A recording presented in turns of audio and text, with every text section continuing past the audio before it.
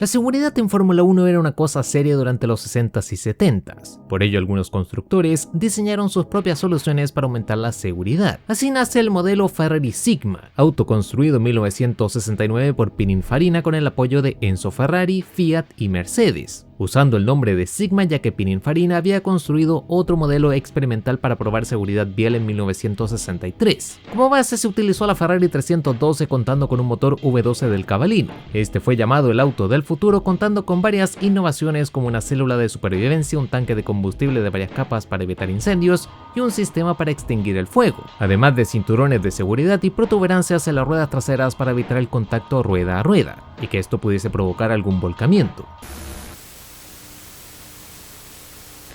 La curva Tamburello pasó a la infamia en Fórmula 1 por acabar con la vida de Ayrton Senna, pero antes del incidente del brasileño varios pilotos sufrieron las consecuencias de impactar en la Tamburello. Michele Alboreto tuvo un durísimo incidente durante unas pruebas con footwear saliendo ileso, uno de los pocos con esta fortuna en la Tamburello. Gerhard Berger impactaría las barreras destrozando su Ferrari en 1989, la cual además se incendió, dejándole con varias quemaduras además de costillas rotas. Nelson Piquet también impactó la Tamburello en 1987 durante la clasificación del Gran Premio de San Marino, sufriendo una seria contusión que le sacó de la carrera. El brasileño ocultó sus secuelas pilotando hasta fin de temporada donde logró su tercer y último título mundial, pero a cambio perdió cierta percepción visual, sufriendo de insomnio por las heridas psicológicas con las que quedó, pero aún así pudo pilotar hasta 1991 en Fórmula 1. 3 pilotos que pudieron sobrevivir para contar su historia de la Tamburello, a diferencia de Senna.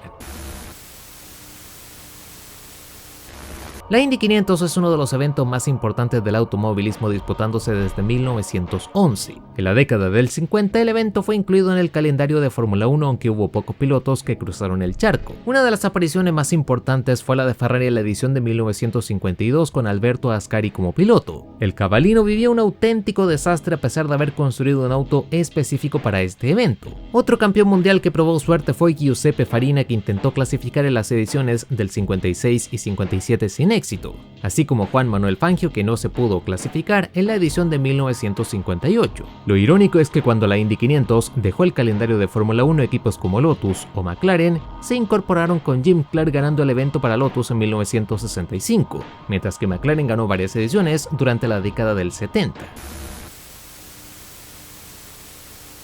Bernie Ecclestone planificó una carrera en Vietnam pero la descartó al ya tener los grandes premios de Malasia, Singapur, China y Japón. Siguió considerando esta idea pero los fracasos del Gran Premio de Corea y de la Indy le hicieron echarse para atrás. Eso hasta 2017 cuando la Fórmula 1 pasó a las manos de Liberty Media. Su primer gran proyecto fue el Gran Premio de Vietnam, anunciado durante noviembre de 2018. El circuito, como no se comisionó a Hermann Tilke, cuyo diseño combinaba una zona pública con otra que tenían que construir y que iba a ser de competición. La promesa es que esta zona iba a quedar integrada a los caminos públicos en el futuro. De este modo nació el circuito de Hanoi, el cual fue completado en febrero de 2020 justo antes de la temporada, pero con la pandemia extendiéndose por el mundo el Gran Premio quedó en el limbo. El mayor impulsor de la carrera era Duc Chung, un importante político vietnamita que terminó arrestado por corrupción a final de 2020. El tiempo fue pasando y el contrato de la carrera expiró, y la única forma de experimentar el circuito es en el juego de la Fórmula 1 de 2020, un circuito que la verdad para mí deja bastante que desear, así que no nos perdimos de nada. Leafield Technical Center probablemente no te suene de nada, pero originalmente este lugar era un sitio experimental de radio en la década del 10. El edificio fue cambiando de manos y terminó en desuso, hasta que fue rescatado por British Telecom en 1988. Más tarde fue vendido a una compañía que le alquiló el lugar a Tom Walkinshaw, quien lo transformó en la base del equipo Arrows de Fórmula 1 hasta el colapso de 2002. Posteriormente pasó a ser la base de Super Aguri hasta su colapso en la temporada 2008. Y a la vez, desde 2003, Menard utilizó varias oficinas para sus labores, entre las cuales estuvo el diseño de los motores de la Super League Fórmula. Caterham fue el último equipo en utilizar Leafield como base desde 2012 hasta 2014, cuando fue requisada por la firma Smith & Williamson, todo debido a las deudas y el colapso del equipo. El edificio terminó abandonado, quedando varios elementos de Caterham por ahí abandonados. Los muros interiores fueron vandalizados y se transformó en una gran atracción para los canales dedicados a la exploración urbana.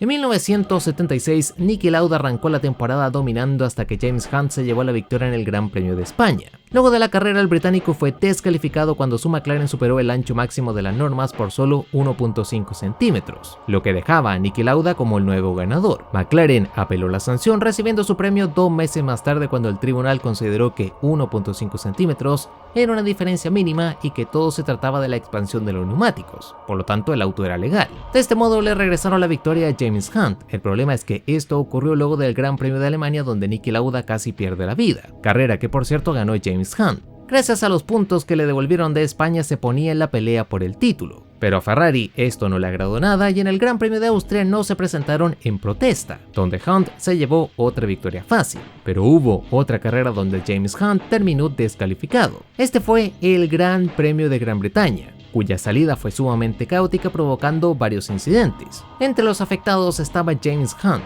Los pilotos se preparaban para correr en los autos de repuesto, pero los comisarios anunciaban que solo se podía reintegrar a la carrera con el auto original, y además tenían que haber completado al menos una vuelta. Los mecánicos de McLaren lograron reparar el auto de Hunt, pero el británico no completó ninguna vuelta del circuito, ya que luego del incidente dio media vuelta y se metió directamente a boxes. Los comisarios le tenían que descalificar, pero el público comenzó a gritar su nombre y comenzaron a lanzar toda clase de objetos a la pista. Al ver el riesgo de una invasión masiva al circuito si lo descalificaban, lo dejaron competir. Niki Lauda lideró casi toda la carrera, pero se le rompió la palanca de cambios, permitiendo que Hunt le adelantara y ganara frente a su público. Pero obviamente cuando terminó la carrera, Ferrari protestó el resultado, aunque los comisarios mantuvieron el resultado original, lo que también hizo el organismo rector de Gran Bretaña, el RAC. Por lo tanto, Ferrari acudió a la FIA, cuya investigación concluyó que Hunt fue empujado por los mecánicos antes de que se pausara la carrera, rompiendo así con la regulación de recibir ayuda externa durante una competición, perdiendo los puntos y la victoria. Todo a pesar de que las imágenes de televisión mostraban que los mecánicos de McLaren tocaron el auto luego de la bandera roja. Pero aún así Hunt se llevó el título de forma dramática en el diluvio en Fuji, donde Lauda se retiró de manera voluntaria.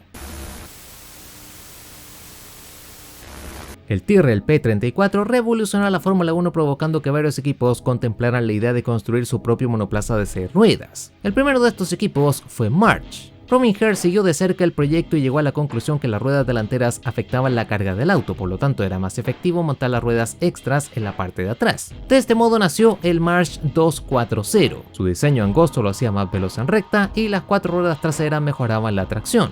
Además, estas ruedas adicionales eran neumáticos normales, así que no tenían que desarrollar ningún tipo de neumático especial. Como dato curioso, siempre existió el mito de que aparecieron en una sesión oficial del Gran Premio de Brasil 77, pero esto fue un mito urbano y nunca viajaron. Durante 1977, Ferrari diseñó la versión T6 de la 312, la cual fue probada por Niki Lauda y Carlo Reutemann en Fiorano. El auto era difícil de controlar y superaba el ancho permitido por las regulaciones, por ello nunca apareció en un Gran Premio oficial. Bueno, eso y que Reutemann la terminó destrozando con el auto incendiándose por completo. Más tarde, Ferrari realizó algunas fotos e ilustraciones que filtró a propósito a la prensa de un supuesto modelo T8, que incluía 8 ruedas, aplicando este truco solo para generar expectación y redirigir toda la atención de la prensa mientras ellos trabajaban en sus proyectos secretos. Y por último tenemos a Williams, que desarrolló su modelo en 1981. Modificaron el Williams FW07, cuya versión D fue probada por Alan Jones en Donington Park. Posteriormente, Williams construyó otro modelo mejorado, el FW08B, un auto que según Patrick Head de Williams nunca llegó a competir, ya que alguien en la foca alertó a todo el mundo sobre el aumento de los costos en las paradas de boxes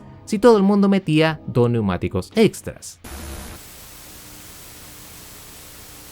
Giancarlo Baghetti era un piloto italiano que fue progresando por las fórmulas inferiores pilotando para la FISA en una Ferrari privada, logrando varias victorias en grandes premios no puntuables. Debutaría en la Fórmula 1 durante el Gran Premio de Francia de 1961 en la Ferrari privada de la FISA, logrando lo impensado, ya que pudo vencer al Porsche del reconocido Dan Gurney, transformándose en el primer piloto en debutar con una victoria. Esto si obviamos al primer ganador de la primera carrera de Fórmula 1 en 1950. Fue un debut impresionante que le llevó a ser piloto oficial de Ferrari, pero a pesar de este gran impacto terminó firmando su propia sentencia, ya que fichó por ATS, un equipo formado por parte del personal que había abandonado a Enzo Ferrari, que eran acusados de ser unos traidores. El proyecto fue un fiasco y Baghetti apareció de forma esporádica hasta la temporada 67 con Lotus, por lo tanto nunca retornó a un podio a pesar de haber debutado con una victoria.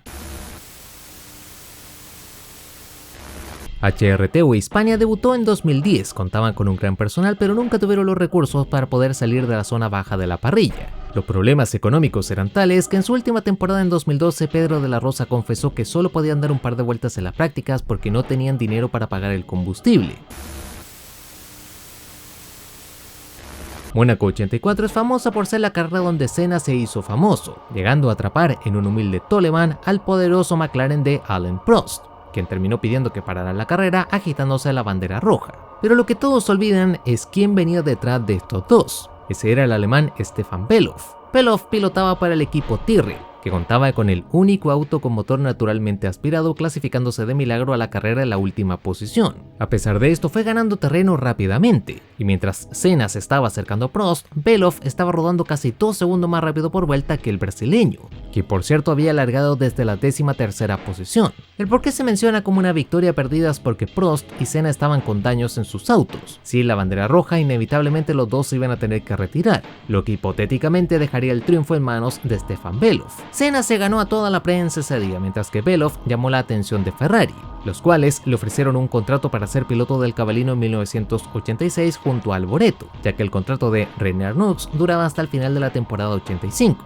Pero el equipo Tyrrell terminó descalificado de la temporada completa, por lo tanto Bellof perdió su podio, pero eso no fue lo peor. Bellof compaginaba su carrera de Fórmula 1 siendo piloto de Porsche en el Mundial de Resistencia, perdiendo la vida a los 1000 kilómetros de Spa de 1985, haciendo contacto con Jack Ickx en Eau Rouge. Ickx, que casualmente fue el comisario que había dado la orden de la bandera roja en Mónaco 84, así que lamentablemente nos quedamos sin ver a Bellof en Ferrari. A final de los 50, Fangio era una leyenda con múltiples títulos mundiales. Ya estaba en el ocaso de su trayectoria, pero seguía participando en distintos grandes premios. Uno de ellos iba a ser el Gran Premio de Cuba de 1958. Fulgencio Batista lideraba a Cuba, mientras que Fidel Castro ya estaba haciendo de las suyas, liderando a los rebeldes. La impopularidad de Batista iba en aumento, por lo tanto la carrera se presentó como una gran oportunidad para calmar a la población, pero también era una oportunidad para que Castro dejara en ridículo a Batista. Fangio se estaba hospedando en el Hotel Lincoln de La Habana, donde fue secuestrado por un joven llamado Manuel Uciel. Se lo llevaron al barrio del Vedado, donde cambiaron de casa varias veces. En ningún momento le vendaron los ojos al argentino. Cuando llegaron con el resto del grupo, de inmediato le pidieron autógrafos. Mientras tanto, la carrera se disputó de todos modos, pero ocurrió un serio incidente que acabó con la vida de 6 espectadores, dejando más de 40 heridos, con Fangio comentando más tarde que le habían hecho un favor al no competir.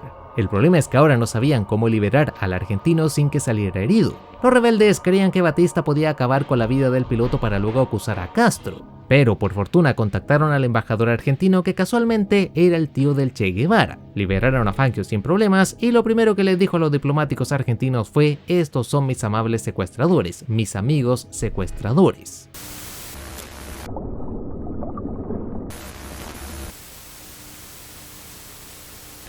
Honda se integró a Fórmula 1 en la década del 60, lograron victorias y podios, pero la competitividad decayó en 1968. Los nipones dejaron de lado el RA301 para enfocarse en su nuevo modelo, un prototipo que tenía como objetivo reducir el peso del chasis. Lotus utilizaba para esto aluminio, pero Honda lo descartó al considerarlo muy frágil. La otra opción era utilizar titanio, pero era muy costoso. Por ello se decantaron por el magnesio. Otras innovaciones que le integraron al auto fue cambiar el pesado motor V12 por un motor V8 enfriado por aire y no por agua. Con el auto listo solo tocaba probarlo, pero John Surtees dio un par de vueltas con él en Silverstone y lo consideró un ataúd con ruedas. Y que en 1968 te digan que un auto era peligroso ya te deja claro por dónde vamos. Casualmente el fundador de la marca, Soichiro Honda, estaba en Europa, y luego de una reunión en Francia se llegó a la conclusión de que sí o sí tenían que meter el auto en la siguiente carrera que se disputaba en ese país, en el circuito de Rouen-le-César, un trazado sumamente peligroso disputado en caminos públicos. Surtees volvió a rechazar el volante, así que buscaron a un voluntario, llegando con el piloto local Josh Lesser, de gran experiencia, que lo vio como la chance de su vida para correr en su casa con un equipo top.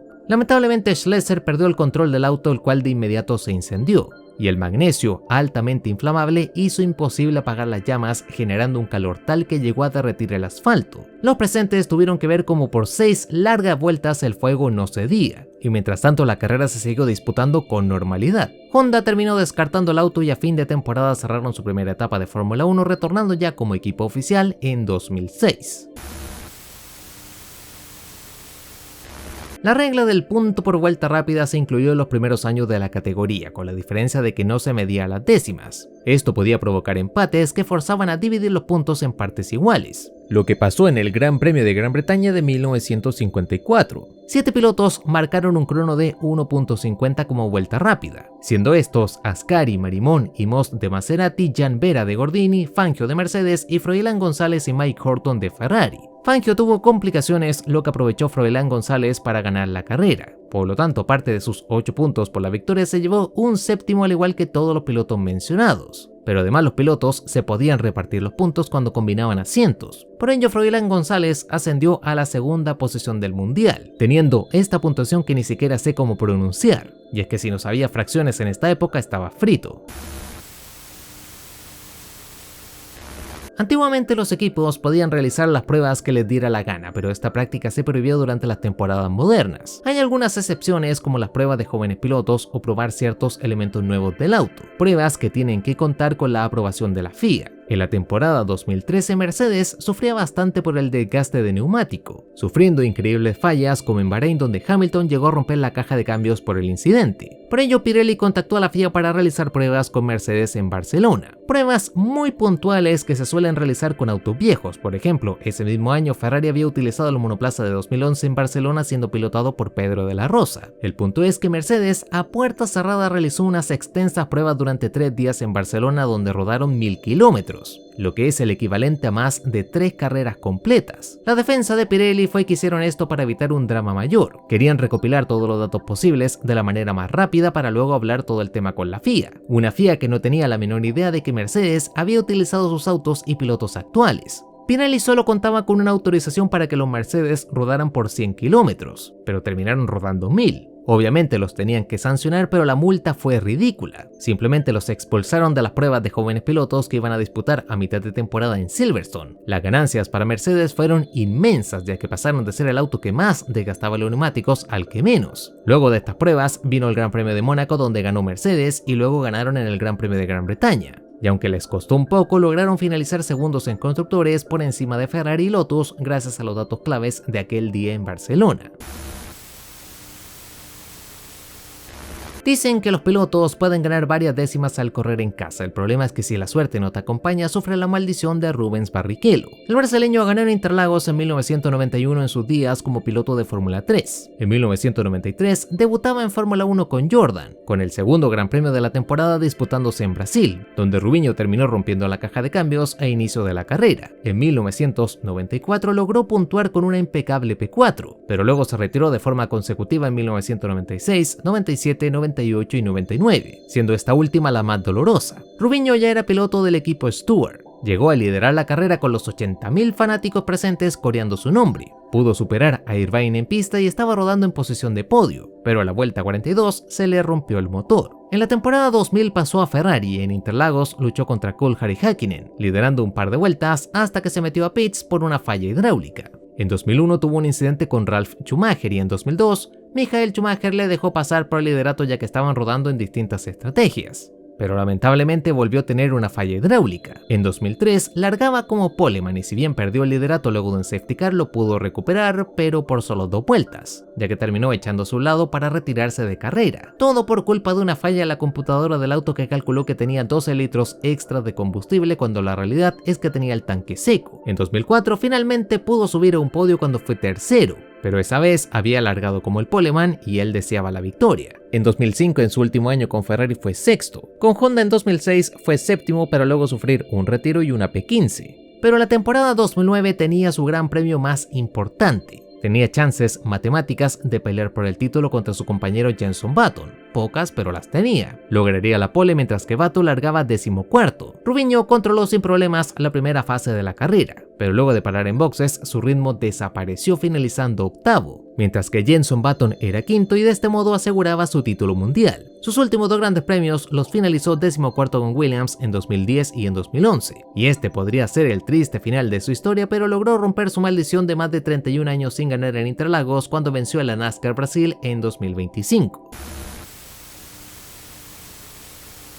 María de Villota compitió en varias categorías integrándose a la Fórmula 1 con Renault. Su gran chance para participar oficialmente llegó en 2012 con Marussia. No podía participar en los fines de semana porque no tenía la superlicencia, pero sí podía realizar distintas pruebas. Una de ellas era un test aerodinámico en el aeródromo de Duxford en Reino Unido. María, eso sí, no recibió ningún tipo de instrucción más que dar unas 2 vueltas de instalación para luego volver a la carpa del box. Pero lamentablemente el freno del auto no funcionó del todo y terminó impactando de cabeza la rampa de un camión, con los presentes reportando que el impacto al vehículo pesado ocurrió a unos 60 km/h, además de que tardaron más de 1 hora en sacarla del auto para poder llevarla al hospital. Había sufrido heridas serias y luego de varias cirugías y 5 días en coma pasó de estado crítico a grave. Había sobrevivido, pero lamentablemente perdió su ojo derecho además del olfato, pero por el tema del ojo no podía pilotar nunca más. Hacia el fin de ese año reapareció en los medios y todo parecía ir bien, pero un año más tarde aparecía sin vida en un hotel de Sevilla a causa de las lesiones neurológicas del incidente con Marussia. Todo esto, por cierto, fue culpa del sistema de frenos del auto, y es que si ambos pedales se presionaban a la vez, el auto simplemente no frenaba del todo, y algo que lamentablemente también le costó la vida a otro piloto de Marussia años más tarde en Japón.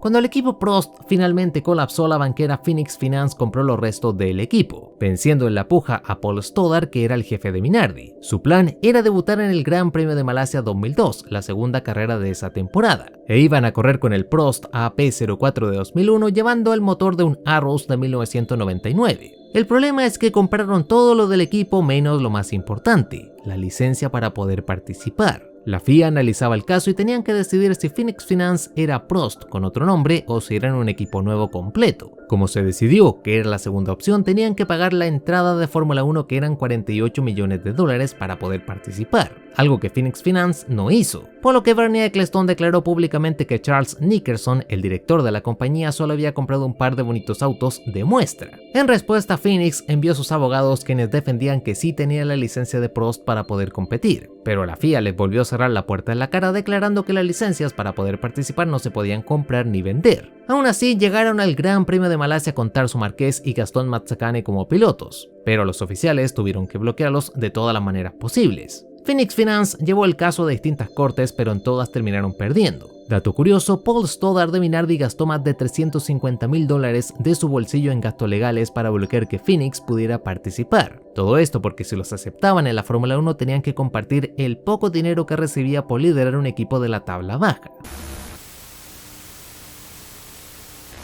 Lola pasó varios años construyendo chasis para distintos equipos hasta que Eric Bradley decidió que tenía lo suficiente para participar directamente. Desarrollaron un chasis que terminaron probando con Alan McNish, declarando al final del 96 que su plan era participar en la temporada 98. La ventaja de debutar en esta temporada es que iban a cambiar las regulaciones. Y es que no tenía sentido construir un auto para 1997 si tenían que empezar de cero otra vez en el 98. Pero esto poco le importó a Mastercard, que era su auspiciador principal. La marca de la tarjeta les obligó a debutar en 1997 para lanzar un tipo de tarjeta especial para todos los fanáticos de Fórmula 1. Así que a las prisas tuvieron que armar un chasis utilizando la tecnología que tenían archivada de varios IndyCar. De este modo nació el T9730. El cual nunca pasó por un túnel de viento y tampoco hicieron ningún tipo de prueba en pista. Se lanzó el auto, se anunciaron a los pilotos en grandes eventos e incluso declararon que planeaban ganar el campeonato en un plazo de 4 años, pero terminaron viviendo uno de los mayores desastres de la historia de la categoría.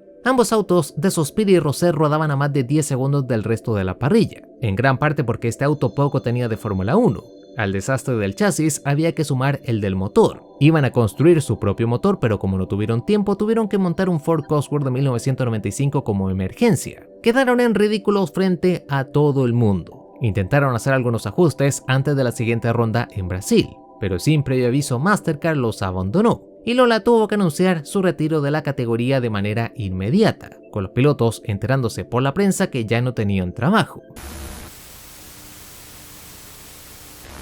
Clasificación del Gran Premio de Mónaco de 2006. Schumacher lideraba, pero Alonso venía volando descontándole al alemán en los primeros sectores. El Kaiser rodaba en la última parte del circuito cuando de pronto se frenó de golpe en las rascadas, afectando la vuelta de Alonso. Schumacher solo comentaría que bloqueó las ruedas y se fue largo, pero todos en el paddock ya conocían las mañas del alemán. Además, eso de bloquear las ruedas a como a 20 km por hora no era muy plausible. Los comisarios investigaron el caso y le enviaron hasta el fondo de la parrilla, excluyéndolo de la clasificación, mientras que Felipe Massa, en la otra Ferrari, no pudo marcar un crono porque había roto el auto, provocando así que por primera vez en la historia dos Ferraris largaban en las últimas posiciones de la parrilla.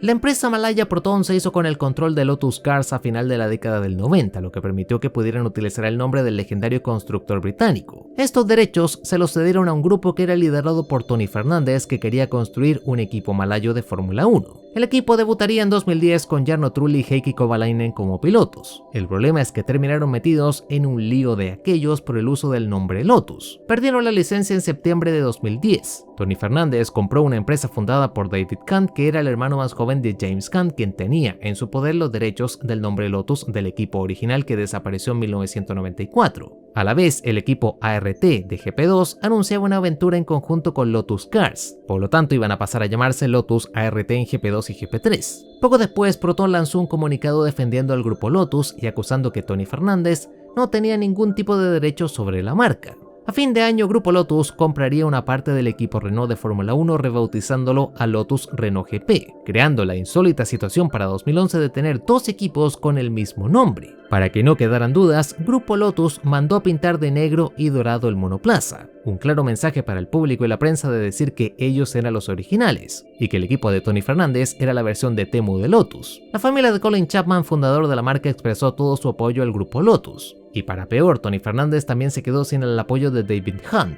quien terminó apareciendo en el garaje de Lotus Renault en la primera carrera de la temporada. Pero la corte le terminó dando la razón a Fernández, por lo tanto pasó a ser el dueño legal de la marca Team Lotus, pero no de la palabra Lotus así sola. Esta quedaba para el equipo de Renault, que eran liderados por el grupo Lotus, y además se quedaban con los derechos del logo de la marca original. Fernández tal vez pensó que iba a perder el caso y por ello terminó comprando Caterham Cars durante todo el litigio, renombrando su equipo para la temporada 2012 con el de esta marca. Bertrand Gachot llegó a la Fórmula 1 como uno de los novatos más prometedores, debutando con el equipo Onyx, pero aún así en el paddock le tenían una alta estima, ya que como piloto era muy bueno y como comerciante era excelente. Por ello, cuando Eddie Jordan debutó con su equipo en 1991 lo fichó de inmediato. Gachot, con un auto más estable, comenzó a puntuar con regularidad, y aparte esa temporada terminó ganando Le Mans junto a Mazda. Todo parecía que era miel sobre hojuelas hasta que previo al Gran Premio de Bélgica terminó en la cárcel. Pero ¿cuál era la causa? Bueno, tuvo un enfrentamiento con un taxista en diciembre de 1990 en Reino Unido. Iba camino a reunirse con Eddie Jordan y los representantes de 7up, el auspiciador principal de este equipo. Durante ese trayecto golpeó el auto de un taxista por atrás. Ni el auto del piloto ni del taxista quedaron con daños. Pero según Gachot, el taxista se bajó de inmediato, lo sujetó de la corbata y lo intentó golpear. Por lo tanto, le lanzó gas a la cara para defenderse, pero del pánico se bajó corriendo del auto y fue a esconder la lata con gas a un baño, momento en el que fue arrestado por heridas y posesión de un elemento prohibido, ya que estos gases de defensa personal eran ilegales en Gran Bretaña. Previo al Gran Premio de Bélgica, Gachot tenía que declarar en la corte, donde dijo que había utilizado el gas por defensa propia, esperando que le dieran una multa o alguna sentencia suspendida. Pero el juez le dio 18 meses de cárcel efectiva, no pudiendo hacer ninguna apelación. Esto llevó a varios pilotos belgas a armar una campaña regalando camisetas y haciendo grafitis en el circuito de Spa, mientras que Eddie Jordan fichó a un desconocido Michael Schumacher que de inmediato hizo historia. Pero ¿qué pasó con Gachot? Bueno, estuvo 2 meses preso hasta que lo soltaron retornando a la Fórmula 1 en Japón, donde Eddie Jordan le cerró la puerta en la cara, aunque el equipo Larus se interesó por él y le dejaron un auto. Durante 1974, Ferrari trabajó arduamente en la 312T, auto que terminó debutando en la temporada 75 cosechando bastante éxito. Niki Lauda lograría con él el título mundial y Ferrari aseguraba la corona de constructores. Este último título de marca lo repitieron en 1976 y 77, siendo subcampeones en 1978 cuando fueron derrotados por el Lotus con efecto suelo, pero volvieron a la cima en 1979 donde su piloto Jody Scheckter aseguró el título de pilotos con la versión T4 de la 312. Esta última versión incluía el efecto suelo, y aparte era sumamente fiable ya que solo tuvieron un retiro por falla mecánica en toda la temporada, lo que es una locura para los 70s. Para 1980 presentaban el modelo T5, pero se tenían que enfrentar a una parrilla que estaba plagada del motor Cosworth DFV, lo que sumado al enorme progreso aerodinámico de la competencia provocó una pesadilla ferrarista. El auto era lento, poco fiable y no era capaz de seguirle el ritmo a nadie, y para peor todas las mejoras que implementaban solo empeoraban el desempeño del auto. Ferrari entonces pasó de haber dominado la década anterior a sufrir para lograr un simple punto. El equipo obviamente no pudo ganar y Scheckter, el vigente campeón del mundo, ni siquiera se pudo clasificar al Gran Premio de Canadá. Villeneuve en cambio pudo puntuar en varias carreras y lograron en total 8 puntos para cerrar la temporada en la 10ª posición en constructores, la peor temporada en la historia de Ferrari.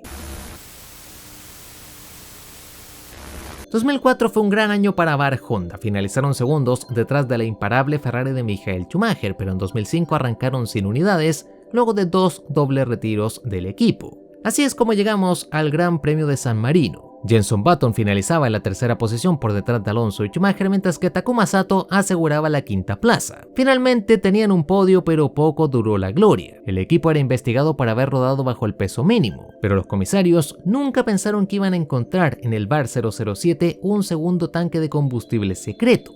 Aún así, aprobaron el podio de Honda, ya que al vaciar todo el auto estaba justo en el límite de peso, pero la FIA entró en acción un día más tarde, descalificando el equipo de la prueba y suspendiéndolo por un par de carreras. El caso se fue a la corte, donde la FIA pedía la exclusión del equipo para toda la temporada, además de una multa millonaria. Pero como no podían demostrar que habían corrido bajo el peso mínimo, la sanción nunca llegó a tal extremo. Al final solo fueron descalificados de la prueba en Imola, perdiéndose los grandes premios de España y Mónaco por un veto de 2 carreras.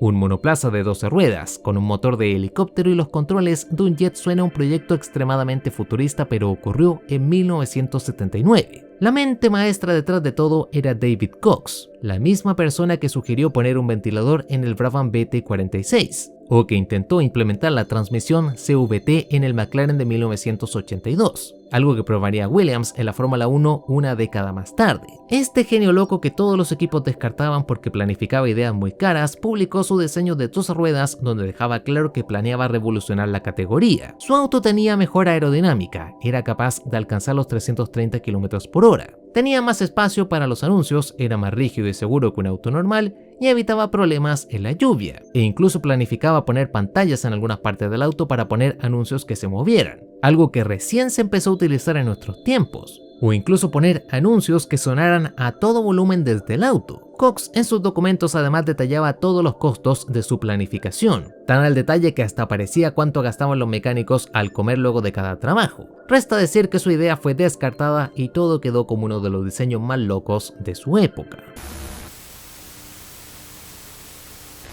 El segundo Gran Premio de los Estados Unidos se disputó en el circuito de Sebring en 1959, y si bien la atención estaba en los contendientes al título, lo que más trascendió fue la clasificación. Por entonces, la parrilla se armaba en filas de A3. En la primera había quedado Moss, Brabham y Brooks, pero durante la noche se anunciaba que el piloto local Harry Schell ascendía hasta la P3. Su crono lo marcó al final de la clasificación y casi nadie se fijó en él. Pero cuando un piloto gira varias veces y de pronto mejora su tiempo en 6 segundos, obviamente llama la atención. Ferrari era el equipo más afectado y de inmediato llevó a su personal para discutir con los comisarios, quienes se pusieron a cantar el himno de los Estados Unidos a todo pulmón. Literalmente ignoraron a los italianos y luego mantuvieron los resultados. ¿Pero qué había pasado con Schell? Bueno, se dio cuenta de que había un camino luego del puente de MG que conectaba directamente con otra zona del circuito. De esta forma se saltó las heces, la horquilla y la recta larga. En resumen, recortó casi la mitad del circuito. Para utilizar este camino oculto esperó el momento preciso de distracción para aplicar todo su truco, pero de poco le sirvió, ya que terminó retirándose apenas arrancó la carrera.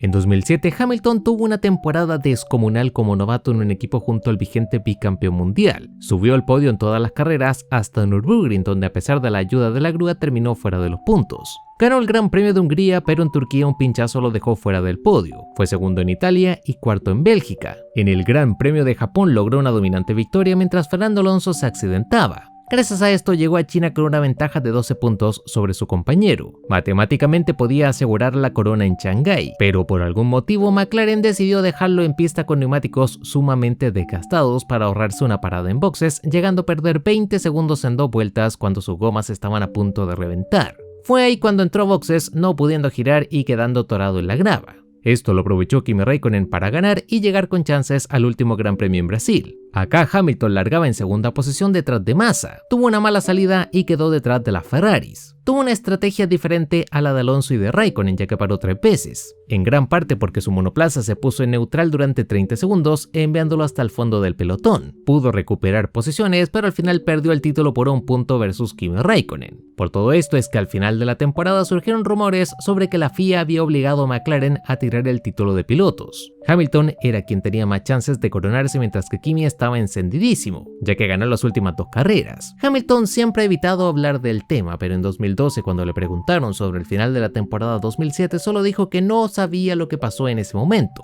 pero ahora sí lo sabía y era algo que no podía revelar. McLaren ese año recibió 100 millones de multa, pero al menos pudieron participar en 2008 y no fueron expulsados de la categoría, algo que supuestamente la FIA le otorgó a cambio de intentar sabotear a sus 2 pilotos para que no consiguieran el título.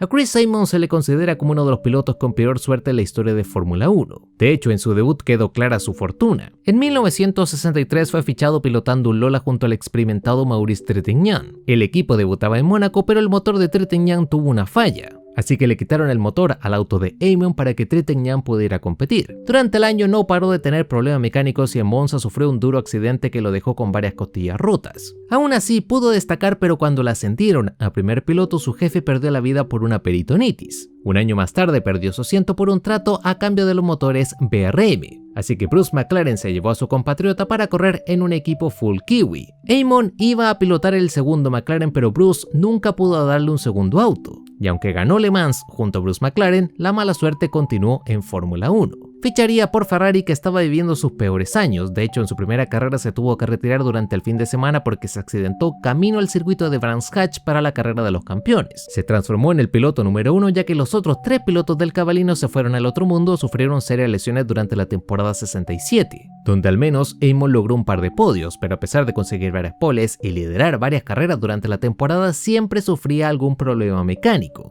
En la década del 70 pasó por varios equipos menores, hasta que en 1974 refundó su propio equipo construyendo el AF101. Lamentablemente varios retrasos le forzaron a debutar en la 4ª carrera de la temporada, clasificándose al fondo del pelotón, no durando casi nada porque se retiró por una falla en los frenos. En Mónaco ni siquiera pudo largar por una falla antes del inicio de la carrera. Se ausentó durante varios grandes premios hasta que reapareció en Monza, donde no se pudo clasificar, pilotando las últimas 2 carreras del año para el debilitado equipo BRM. Ese año le habían ofrecido un contrato para pilotar en Brabham, declarando públicamente que se arrepintió bastante de no haber fichado con este equipo. Por toda esta mala suerte es que varios colegas le consideran como el mejor piloto que nunca pudo ganar una carrera. De hecho, Mario Andretti declaró una vez que si trabajaba como enterrador en un cementerio la gente iba a vivir eternamente. Lo curioso es que fuera de la Fórmula 1 obtuvo bastante éxito, por lo tanto la maldición solo la afectaba en esta categoría. Un dato curioso es que su hijo se graduó con honores como entrenador de alto rendimiento, llegando a trabajar como entrenador personal del piloto de Fórmula 1 Brendan Hartley.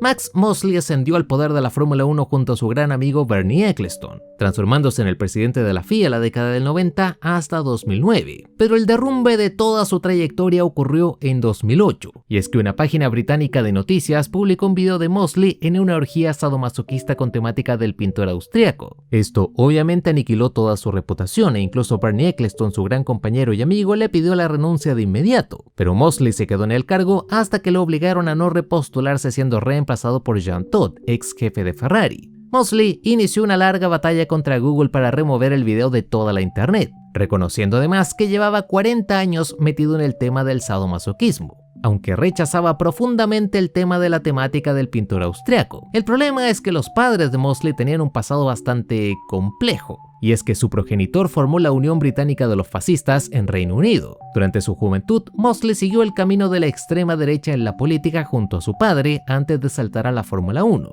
lo que salió a la luz cuando se publicaron varios afiches de esa época cuando ya estaba jubilado. Un ejemplo del material que repartía Mosley durante sus años de político era uno donde decía que la gente que no era blanca esparcía enfermedades, y con estos antecedentes es difícil que uno siguiera la doctrina de la temática de su alocada noche. A final de los 80, varias marcas japonesas habían saltado a la Fórmula 1. Honda dominaba en el área de motores, donde Yamaha se atrevió a pelear. Subaru no quiso ser menos y por ello contactaron a Motori Moderni, un motorista italiano que desarrolló varios motores turbo en la década de los 80. Su cliente favorito era el pequeño equipo Minardi, teniendo también una leve aventura con el equipo AGS.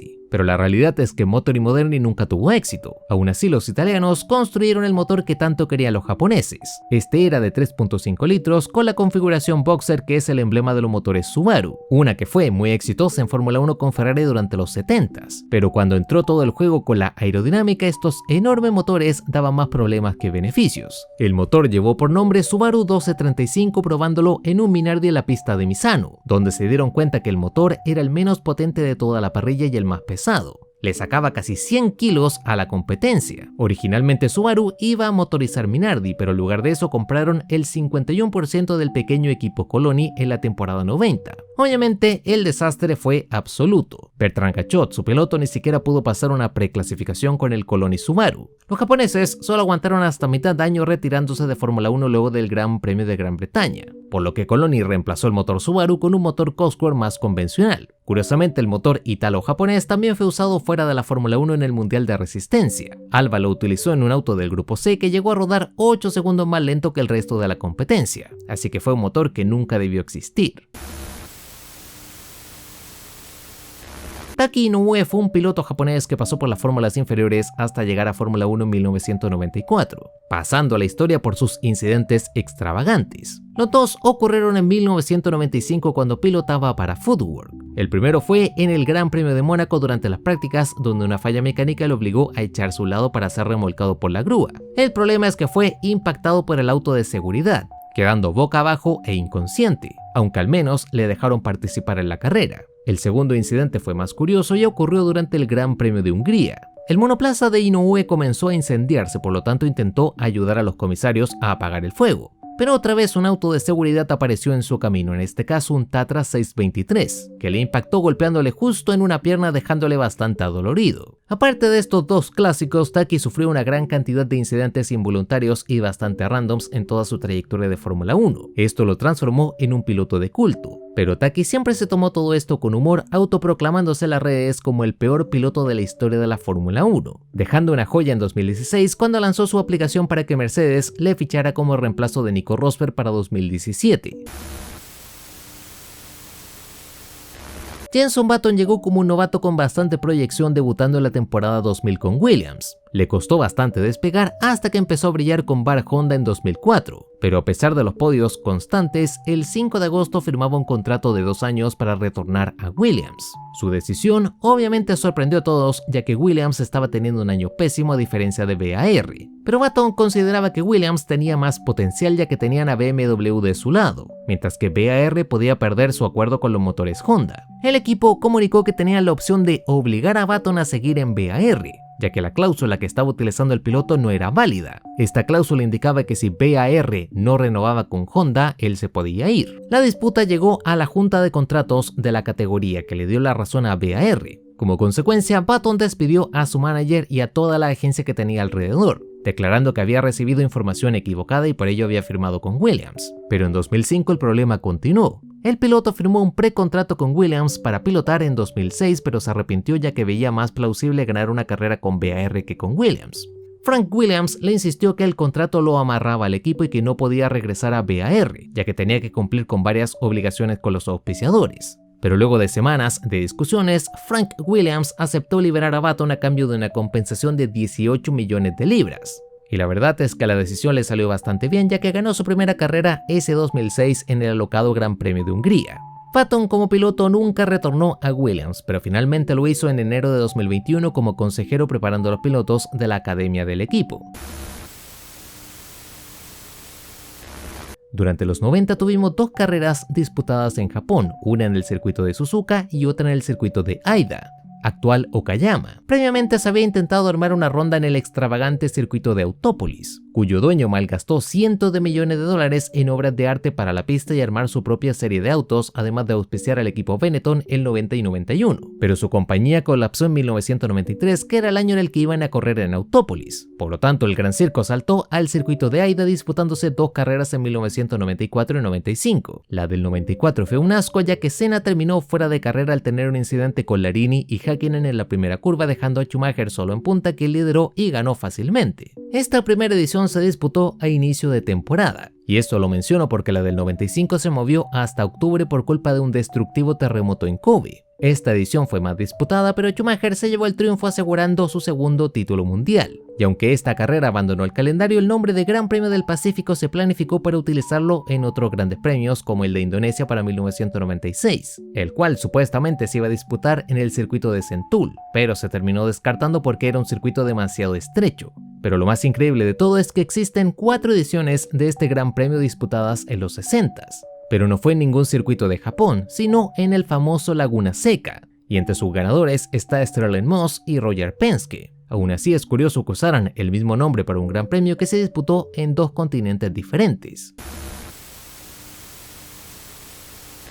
En sus últimos años de vida, Enzo Ferrari se enojó a tal punto con la FIA por las nuevas regulaciones que los obligaban a utilizar V8s, que llegó a comisionar un auto para competir en la IndyCar. El mayor anhelo del Commendatore siempre fue ganar la Indy 500, pero terminó fracasando una y otra vez. Enzo junto a sus directivos se interesaron en competir en la kart, realizando varios acuerdos e incluso consiguiendo un auto del equipo True Sport con su piloto Bobby Rahal, viajando hasta Italia para demostrar su funcionamiento en la pista privada del Cavallino en Fiorano. Con todos estos datos nació la Ferrari 637. Enzo la preparó para competir exclusivamente en América, pero al final se quedó en la Fórmula 1 porque logró su cometido, que la FIA reformulara el nuevo reglamento de motores. Este auto nunca llegó a competir, pero Ferrari se lo cedió a Alfa Romeo, quienes lo utilizaron para realizar algunas pruebas antes de saltar a IndyCar. No utilizaron el chasis del Cavallino, pero sí su motor, el cual pusieron en un chasis March.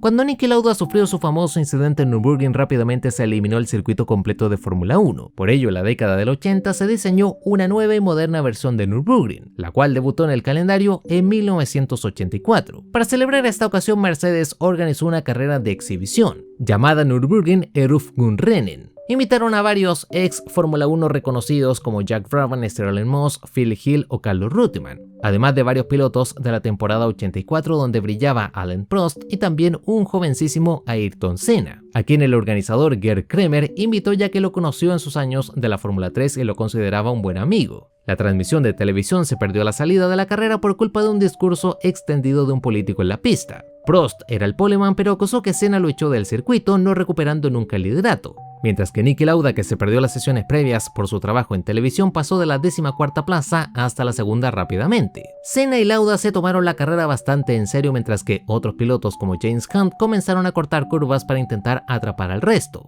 Los más lentos, sin dudas, fueron John Surtees y Hans Hermann. Surtees bajó el ritmo a propósito en respeto a Mercedes por haberlo invitado, mientras que Hermann quería el auto intacto porque lo quería comprar cuando terminara la carrera. Senna se llevó la victoria y los aplausos, tanto de los fans como de la prensa y los veteranos presentes. Surtees incluso llegó a decir que Enzo Ferrari lo tenía que fichar de inmediato, pero al final no le hicieron caso. Senna aquel día era el más desconocido, y por ello ese día salió con toda la pista para demostrar su valía frente a la élite del automovilismo. Frank Costin fue un ingeniero que pensaba diferente. Uno de sus primeros proyectos masivos fue el desarrollo y diseño del Havilland Mosquito, un avión de combate rápido y liviano cuyo cuerpo fue construido con plywood, un material que, para resumir, se compone de varias capas de madera comprimida. Su hermano Mike trabajaba para Lotus y, sabiendo el ingenio de su hermano, sobre todo en el área aerodinámica, logró incluirlo a la plantilla del equipo, donde aplicó todos sus conocimientos aerodinámicos para revolucionar el mercado. En 1956 recibió su primer gran trabajo en Fórmula 1. Tony Vanderbilt le contrató como diseñador del Vanwall W5, esto por recomendación del fundador de Lotus, Colin Chapman. El auto ganaría el primer mundial de constructores en 1958, y de este modo entró al mundillo de los autos y de la Fórmula 1 trabajando para diferentes marcas reconocidas. Pero uno de sus proyectos más locos fue el Protos de Fórmula 2. En 1967, Costin diseñó un auto sin alerones, el cual tenía una especie de burbuja sobre el cockpit. Pero lo más interesante de este auto es que construyó su chasis con plywood, para así mantener el auto lo más liviano posible. El problema es que este auto no resistía muy bien los circuitos con curvas como Nürburgring, y es que si un chasis de aluminio u otro metal sufre en lugares como este, imagínate uno de madera. Eso sí, el auto gracias a su pulida aerodinámica era sumamente veloz en circuitos de velocidad. Aún así, sus pilotos, Brian Hart y Pedro Rodríguez, nunca pudieron lograr una victoria con este auto, que sin dudas es uno de los monoplazas más curiosos de toda la historia. Senna y Giancarlo Minardi siempre mantuvieron una relación bastante amistosa que inició en 1982. Por entonces, el brasileño competía en las categorías inferiores y aun siendo un desconocido, Giancarlo le invitó a competir en su equipo de Fórmula 2 ofreciéndole 50 millones de liras, el equivalente a 26.000 euros. Lo que más agradeció Senna de esa oferta es que Minardi le estaba ofreciendo dinero a él y no al revés. Senna rechazó la oferta cortésmente y terminó ganando campeonatos antes de pasar a la Fórmula 1, pero nunca olvidó este gesto de Giancarlo Minardi. Por este motivo el brasileño comía regularmente con Giancarlo, algo que siguió haciendo pero en secreto cuando los dos entraron a la Fórmula 1. Aprovechándose un poco de esta amistad, Giancarlo intentó ficharlo para Minardi en 1993, cuando empezaron todos los problemas de Senna con McLaren, lo que se terminó medio arreglando con el acuerdo de $1 millón firmando carrera a carrera. Pero Senna no quiso dejar a Giancarlo con las ganas. Le dijo que en Fórmula 1 solo tenía un objetivo, llegar a 5 títulos mundiales para igualar a Fangio. Una vez cumpliera con este objetivo, iba a fichar por Minardi para hacerlo grande. Y lo mejor de todo el acuerdo es que iba a pilotar gratis en este equipo. Lamentablemente el brasileño perdió la vida un año más tarde y nunca pudo cumplir con su promesa. Pero además Senna quería transformar a Minardi en un equipo importante porque lo consideraba como el único equipo puro de carreras de toda la parrilla. James Courtney fue un piloto australiano que luego de transformarse en campeón mundial de karting pasó a las fórmulas inferiores en Europa. Rompió el récord de más victorias en una temporada del año 2000 en Fórmula Ford. Por ello, Jaguar puso sus ojos en él y le fichó para su equipo junior de Fórmula 3, ganando en su carrera debut. Al ser parte de la familia Jaguar y con un talento innato, obviamente le ficharon como probador para el equipo de Fórmula 1. Pero en 2002, durante unas pruebas en Monza, la suspensión de su monoplaza falló mandándolo contra las barreras a más de 300 km/h. El golpe fue tan duro que rebotó contra las barreras y salió disparado a más de 70 km/h con un impacto que registró 67 G. Courtney quedó inconsciente pero fue rescatado por Michael Schumacher, quien al ver el impacto fue rápidamente a ayudarlo. El Kaiser se encontraba en el circuito ya que estaba realizando unas pruebas con Ferrari y además de sacarlo del auto hizo de traductor entre el piloto y los comisarios ya que estos solo hablaban en italiano y no en inglés. Courtney terminó teniendo un ataque de pánico ya que no podía sentir ni mover el lado derecho de su cuerpo y además estaba sangrando de los ojos, declarando años más tarde que le tomó bastante recuperarse ya que cada movimiento, luz o ruido le provocaba una fuerte migraña y además perdió la visión durante varias semanas. Retornó a su natal Australia y se integró a los Supercars en 2005 con Holden, ganando el campeonato de la temporada 2010 con otro equipo. Cuando Frank Williams fue expulsado de su propio equipo de Fórmula 1, decidió empezar de cero, dándole vida al Williams actual. Obviamente para esta misión necesitaba dinero, así que puso sus ojos en Medio Oriente. Contactó con el sultán de Arabia Saudita en 1978, quien le invitó a su palacio real en Riad. Durante el camino entre el aeropuerto y el palacio, lo que más le llamó la atención fueron tantos árboles y grandes construcciones, obras que fueron realizadas por Bin Laden Group, compañía fundada por Mohammed bin Laden, quien llegó a ser el hombre más adinerado de toda Arabia Saudita en no pertenecer a la familia real. Frank logró su cometido y gracias al apoyo del sultán varias compañías saudíes aportaron dinero, con el cual Williams no solo debutó en la Fórmula 1, sino que además logró el doble título mundial en 1980 cuando eran recién llegados. Pero lo que más pasó a la historia fue la pegatina de Bin Laden en el costado del auto, quien aportó 100.000 libras al equipo en ese entonces. Esta pegatina la verdad es que cambia bastante con la perspectiva del tiempo, ya que todo mundo reconoce este apellido por Osama Bin Laden. La verdad es que Osama siempre fue la oveja negra de esta familia, radicalizándose a temprana edad, y por ello fue expulsado de su numerosa familia, ya que su padre Mohammed tuvo 52 hijos de 22 esposas. René Prévost fue un ingeniero francés que luego de la Primera Guerra Mundial se mudó a Algeria especializándose en la aviación e ingeniería aeroespacial. Su nombre se encuentra en el iceberg ya que en 1928 publicó en la Automobile Engineering el diseño de un auto cuyo chasis tenía la forma de un ala de avión invertida, teorizando que un diseño así mejoraría el agarre de los autos de competición. Por entonces los autos de carrera eran literalmente ladrillos con ruedas, no tenían nada de aerodinámicos. Se conocían bastante bien estos conceptos, pero no se aplicaban a los automóviles. Pero a pesar de toda esta posible revolución de Prévost, nadie tomó en cuenta su idea, y fue Lotus que cambió la Fórmula 1 para siempre casi 50 años más tarde. Lo interesante es que en 2011 se creó un modelo para simular si el diseño de Prévost funcionaba. Esto dio como conclusión que generaba un 30% de la carga aerodinámica de un Fórmula 1 moderno. Por ende, el auto que diseñó la rápida Prévost tendría una tracción increíble comparada al resto de competidores de los años 20. Pero la contra es que a alta velocidad el auto sufría de mucho subviraje. Para nadie es un secreto que Mercedes tuvo la mejor unidad de potencia durante la primera década de la era híbrida. Cuando las flechas plateadas necesitaban más potencia, simplemente utilizaban un modo llamado Party Mode, exprimiendo el motor al máximo. Un claro ejemplo es Brasil 2021, donde Hamilton aplastó a toda la competencia a pesar de haber iniciado la sprint en la última posición. Por otro lado está el equipo Lotus, que dejó los motores Renault para motorizarse con Mercedes en 2015. Lotus estaba teniendo una temporada complicada por los múltiples incidentes de Grosjean y Maldonado, pero en Bélgica Romain Grosjean se clasificó cuarto, una de sus mejores qualis de toda la temporada. Adelante estaban los Mercedes, que lideraron la carrera sin problemas, mientras que Vettel intentaba asegurar el podio para Ferrari en una estrategia de una sola parada. Grosjean tenía mejores neumáticos que el alemán y comenzó a descontarle tiempo, pero entonces ocurrió algo curioso. El CEO de Lotus por entonces, Matteo Carter, reveló 2 años más tarde que Mercedes no quería que Vettel terminara en el podio. Por lo tanto, enviaron a su gente al box de Lotus para que Grosjean pusiera el motor en un modo diferente que nunca habían visto. De pronto el francés comenzó a rodar casi un segundo más rápido. Nadie en el equipo ni el propio Grosjean entendían lo que estaba pasando. Grosjean terminó atrapando a Vettel presionándolo para que empujara, y como tenía los neumáticos muy desgastados, terminó sufriendo un pinchazo a la vuelta 42, dejando el podio en las manos de Grosjean.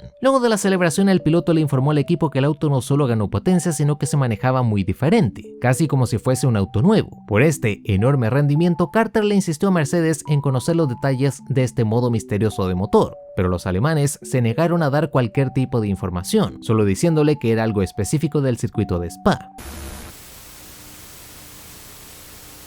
Cada pretemporada de Fórmula 1 es un juego de ajedrez donde los equipos buscan esconder su ritmo real. Para la temporada 2019 se modificaron los alerones para permitir que los autos pudieran luchar sin tanto problema. Ferrari de inmediato marcó el ritmo durante la pretemporada, mientras que Mercedes marcó los peores cronos, solo superando a Renault y a Williams. Para la segunda etapa, aplicaron algunos cambios, marcando el ritmo en el último día cuando Hamilton finalizó segundo detrás de Vettel. Esto generó bastante debate sobre si Mercedes no se había adaptado bien al cambio de reglamento de los alerones. Pero cuando inició la temporada, las flechas plateadas ganaron de forma consecutiva las 8 primeras carreras, logrando el campeonato con 739 puntos. No tuvieron ningún problema de adaptación, simplemente no demostraron su ritmo. En un deporte donde todo se mide al milímetro, la lluvia suele ser el único factor que altera las cosas, generando suspenso sobre qué puede pasar. Pilotos como Jenson Button explotaron estas situaciones para lograr victorias en carreras caóticas con clima cambiante, pero obviamente no llueve en cada competición. La solución para todo esto, según Bernie Ecclestone en 2011, era poner aspersores en la pista, ya que si el suspenso no ocurría, se podía generar de forma artificial. Específicamente Bernie Ecclestone dijo: miren las carreras que tenemos ahora, adelantar es casi imposible porque en seco solo hay una línea de carrera para rodar a máxima velocidad. Añadiendo, hay pistas donde podemos hacer que llueva de forma artificial, y sería fácil tener estos sistemas en varios circuitos. ¿Por qué no dejar que llueva en la mitad de la carrera por 20 minutos o tal vez en las últimas 10 vueltas con una alerta de 2 minutos previa a esto? Esta idea de Bernie se transformó en un meme de la época, pero la verdad es que ha ido ganando bastantes adeptos con el pasar de los años al tener carreras cada vez más aburridas. Hans Geiger fue labrándose un nombre en los turismos en su natal Alemania, probó un par de carreras en Fórmula 2 pero no tuvo mucha fortuna. Aún así quiso ingresar al Gran Premio de Alemania de 1977 pilotando para el recién formado ATS. Con su nula experiencia en monoplazas y un auto poco competitivo, obviamente no se pudo clasificar. Aún así quedó como tercer reserva. Patrick Neve del equipo de Frank Williams era el primer reserva, pero no prepararon su auto. Emilio de Villota era otro, pero tuvo un fallo de motor antes de la carrera. Por lo tanto, Hans Geiger quedó como primer reserva. Él conocía bastante bien el circuito y, aprovechándose de todas estas situaciones, logró colarse a la pista para competir a pesar de no haber clasificado. En la vuelta 9 tuvo una falla mecánica, retirándose de una carrera en la que nunca tuvo que competir. Luego de su retiro, los comisarios recién se dieron cuenta de su presencia y le descalificaron, transformándose así en el único piloto en no clasificar, no finalizar y ser descalificado del mismo Gran Premio. Recibió un veto de 5 carreras que terminó transformándose en un veto de por vida, porque nunca más volvió a la categoría reina.